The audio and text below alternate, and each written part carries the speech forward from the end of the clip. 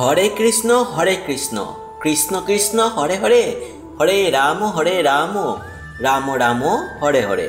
বন্ধুরা, 2025 সালের পবিত্রা রূপিণী একাদশীর দিন আপনারা কিছু করুন আর নাই করুন, একটি বার হলেও শ্রবণ করুন পবিত্রা রূপিণী একাদশীর ব্রত মাহাত্ম্য কথা। এর ফলে আপনাদের জীবনের সকল পাপ থেকে আপনারা মুক্তি পাবেন, সকল ইচ্ছা মনস্কামনা আপনাদের পূর্ণ হবে, ভগবানের কৃপাদৃষ্টি সর্বদা আপনার ওপর বজায় থাকবে। বন্ধুরা, এখন আলোচনার বিষয়বস্তু হলো পবিত্রা রূপিণী একাদশী 2025 সালের ঠিক কবে পড়েছে। বন্ধুরা, 2025 সালের 5ই আগস্ট এই পবিত্রা রূপিণী একাদশী ব্রত পালন করতে হবে। আপনারা অতি অবশ্যই এই দিন এই ব্রত পালন করবেন এবং তার পরের দিন অর্থাৎ পারণের দিন আপনারা এই ব্রত মাহাত্ম্য কথাটি আরও একবার শ্রবণ করবেন, তবেই আপনাদের ব্রত সম্পূর্ণ হবে। তো বন্ধুরা, এখন শুরু করা যাক এই পবিত্রা রূপিণী একাদশীর ব্রত মাহাত্ম্য কথা। তাই জন্য আমার একটি ছোট্ট অনুরোধ, আপনারা অতি অবশ্যই এই ভিডিওটিকে অত্যধিক মনোযোগ সহকারে এবং মনে ভক্তি রেখে পুরোটাই শুনবেন এবং এই ভিডিওটির শেষে যদি আপনারা একটু উপকৃত হয়ে থাকেন তবে ভিডিওটিকে অতি অবশ্যই একটি লাইক করেই দেবেন এবং কমেন্টে হরে কৃষ্ণ জয় রাধে রাধে লিখেই যাবেন। আর শেয়ার করতে ভুলবেন না আপনার নিকটবর্তী আত্মীয় স্বজন ও বন্ধু বান্ধবদের সাথে। এর ফলে ওনারা উপকৃত হবেন এবং আপনাকেই ধন্যবাদ জানাবেন। আর এই চ্যানেলে নতুন হয়ে থাকলে কিংবা এখনও চ্যানেলটিকে সাবস্ক্রাইব না করা থাকলে অতি অবশ্যই চ্যানেলটিকে সাবস্ক্রাইব করে পাশে থাকা বেল আইকনটি অল নোটিফিকেশনে ক্লিক করে দেবেন। এর ফলে এই রকমই পূজা পাঠ রিলেটেড উপকারী ভিডিওর নোটিফিকেশান সবার আগে আপনার মোবাইলে চলে আসবে এবং আপনারা সবার আগে এই রকমই ভিডিও দেখেও নিতে পারবেন। তো শুরু করছি আজকের এই একাদশীর ব্রত মাহাত্ম্য কথা। হরে কৃষ্ণ জয় রাধে রাধে। একদিন মহারাজ যুধিষ্ঠির ভগবান শ্রীকৃষ্ণকে জিজ্ঞাসা করলেন, হে প্রভু, শ্রাবণ মাসের শুক্লপক্ষের একাদশীর নাম কি, তা কৃপা করে আমাকে বলুন। শ্রীকৃষ্ণ বললেন, হে মহারাজ, এখন আমি সেই পবিত্র ব্রত মাহাত্ম্য বর্ণনা করছি, মনোযোগ দিয়ে তা শ্রবণ করুন, যা শোনা মাত্রই বাজপেয় যজ্ঞের ফল লাভ হয়। প্রাচীনকালে দাপর যুগের শুরুতেই মহিজিৎ নামে এক বিখ্যাত রাজা ছিলেন। তিনি মাহিষ্মতি নগরের রাজত্ব করতেন, কিন্তু দুঃখের বিষয় এই যে তার মনে বিন্দুমাত্র সুখ ছিল না, শান্তি ছিল না। কেননা তিনি ছিলেন অপুত্রক। পুত্রহীনের ইহালোক পরলোক কোথাও সুখ হয় না। এইরূপ চিন্তা করতে করতে বহুদিন কেটে গেল, কিন্তু তবুও পুত্রমুখ দর্শনে রাজা বঞ্চিতই রইলেন। নিজেকে অত্যন্ত দুর্ভাগা মনে করে রাজা চিন্তাগ্রস্ত হলেন।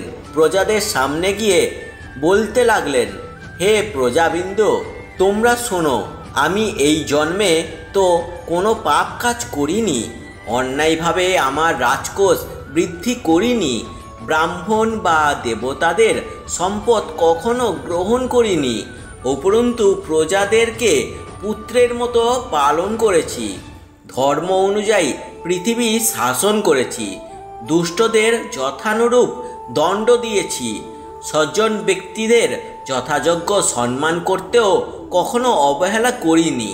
তাই হে ব্রাহ্মণগণ, এই প্রকার ধর্মপথ অবলম্বন করা সত্ত্বেও কেন আমার পুত্র লাভ হয় না, তা আপনারা কৃপা করে অনুসন্ধান করুন।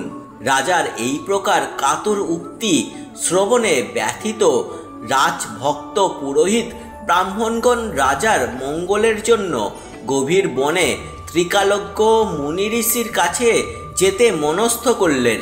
বনের মধ্যে ঋষিদের আশ্রম সকল দেখতে দেখতে তারা এক মুনির সন্ধান পেলেন। তিনি দীর্ঘায়ু, নীরোগ, নিরাহারে ঘোর তপস্যায় মগ্ন ছিলেন। সর্বশাস্ত্র বিশারদ, ধর্মজ্ঞত ও ত্রিকালজ্ঞ সেই মহামুনি লোমস নামে পরিচিত। ব্রহ্মার এক কল্প অতিবাহিত হলে মুনিবরের গায়ের একটি লোম পরিত্যক্ত হতো। এই কারণে এই মহামুনির নাম লোমশ। তাকে দেখে সকলেই ধন্য হলেন। তারা পরস্পর বলতে লাগলেন যে আমাদের বহু জন্মের সৌভাগ্যের ফলে আজ আমরা এই মুনিবরের সাক্ষাৎ লাভ করলাম। তারপর ঋষিবর তাদের সম্বোধন করে বললেন, কি কারণে আপনারা এখানে এসেছেন এবং কেনই বা আমার এত প্রশংসা করছেন তা স্পষ্ট করে বলুন। আপনাদের যাতে মঙ্গল হয় আমি নিশ্চয়ই তা চেষ্টা করব। ব্রাহ্মণেরা বললেন, হে ঋষিবর, আমরা যে উদ্দেশ্যে এখানে এসেছি আপনি তা কৃপা করে শুনুন। এই পৃথিবীতে আপনার মতো শ্রেষ্ঠ ব্যক্তি আর কোথাও নেই। মাহিজিৎ নামে এক রাজা নিঃসন্তান হওয়ায় অতি দুঃখে দিন যাপন করছে। আমরা তার প্রজা। তিনি আমাদের পুত্রের মতো পালন করেছেন। তিনি পুত্রহীন বলে আমরাও সবাই মর্মাহত। তার দুঃখ দূর করতে আমরা এই বনে প্রবেশ করেছি। হে ব্রাহ্মণ শ্রেষ্ঠ, রাজা যাতে পুত্রের মুখ দর্শন করতে পারেন কৃপা করে তার কোনো উপায় আমাদের বলুন। তাদের কথা শুনে মুনিবর ধ্যানমগ্ন হলেন। কিছু সময়ের পরে রাজার পূর্বজন্মের বৃত্তান্ত বলতে লাগলেন। এই রাজা পূর্বজন্মে এক দরিদ্র বৈশ্য ছিলেন। একবার তিনি একটি অন্যায় কার্য করে ফেলেন। ব্যবসা করবার জন্য তিনি এক গ্রামে থেকে এক অন্য গ্রামে যাতায়াত করতেন। এক সময় জ্যৈষ্ঠ মাসের শুক্লপক্ষের দশমীর দিনে কোথাও যাওয়ার পথে তিনি অত্যন্ত তৃষ্ণার্ত হয়ে পড়েন। গ্রাম প্রান্তে এক জলাশয় তিনি দেখতে পান। সেখানে জলপানের জন্য যান। একটি গাভী ও তার বাছুর সেখানেই জলপান করছিল। তাদেরকে তাড়িয়ে দিয়ে তিনি নিজেই জলপান করতে লাগলেন। এই পাপকর্মের ফলেই তিনি পুত্র সুখে বঞ্চিত হয়েছেন। কিন্তু পূর্বজন্মের কোনো পুণ্যের ফলে তিনি এই রকম নিষ্কণ্ঠক রাজ্য লাভ করলেন। হে মুনিবর, শাস্ত্রে আছে যে পুণ্য দ্বারা পাপ ক্ষয় হয়। তাই আপনি এমন একটি পুণ্যব্রতের উপদেশ করুন যাতে তার পারম্পরিকভাবে পাপ দূর হয়ে এবং আপনার অনুগ্রহে তিনি পুত্র সন্তান লাভ করতে পারেন। লোমশ মুনি বললেন, শ্রাবণ মাসের শুক্লপক্ষের পবিত্রা রূপিণী একাদশী ব্রত অভীষ্ট ফল প্রদান করে। আপনারা যথাবিধি তা সকলেই পালন করুন। লোমশ মুনির উপদেশ শুনে আনন্দ চিত্তে গৃহে প্রত্যাবর্তন করে তারা রাজাকে সে সকল কথা জানালেন। তারপর সকলে মিলে মুনির নির্দেশ অনুসারে ব্রত পালন করলেন এবং তার পরের দিনও পালন সম্পূর্ণ করলেন। তাদের সকলের পুণ্যফল রাজাকে প্রদান করলেন। সেই পুণ্য প্রভাবে রাজমহিষী গর্ভবতী হলেন।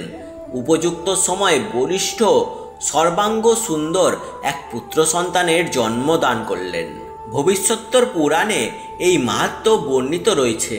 এই ব্রত মাহাত্ম্য যিনি পাঠ বা শ্রবণ করবেন তিনি সমস্ত পাপ থেকে মুক্তি লাভ করবেন এবং পুত্রসুখ ভোগ করে অবশেষে দিব্যধাম প্রাপ্ত করবেন। বন্ধুরা, এই ছিল পবিত্রা রূপিণী একাদশীর ব্রত মাহাত্ম্য কথা। আশা করছি বন্ধুরা আপনারা এই ভিডিওটি অত্যধিক মনোযোগ সহকারে এবং মনে ভক্তি রেখে শ্রবণ করেছেন এবং ভিডিওটি থেকে আপনারা অনেকটাই উপকৃত হয়েছেন। তাই ভিডিওটিকে অতি অবশ্যই একটি লাইক করেই যাবেন এবং কমেন্টে হরে কৃষ্ণ জয় রাধে রাধে লিখেই যাবেন আর শেয়ার করে দেবেন আপনার নিকটবর্তী আত্মীয় স্বজন ও বন্ধু বান্ধবদের সাথে। আর চ্যানেলটিকে সাবস্ক্রাইব করে পাশে থাকা বেল আইকনটি অল নোটিফিকেশনে ক্লিক করে দেবেন এই রকমই ভিডিও বারংবার পাওয়ার জন্য এবং দেখার জন্য। আপনারা সকলে ভালো থাকবেন এবং সুস্থ থাকবেন আর ঈশ্বরের নামগান করতে থাকবেন। হরে কৃষ্ণ জয় রাধে রাধে।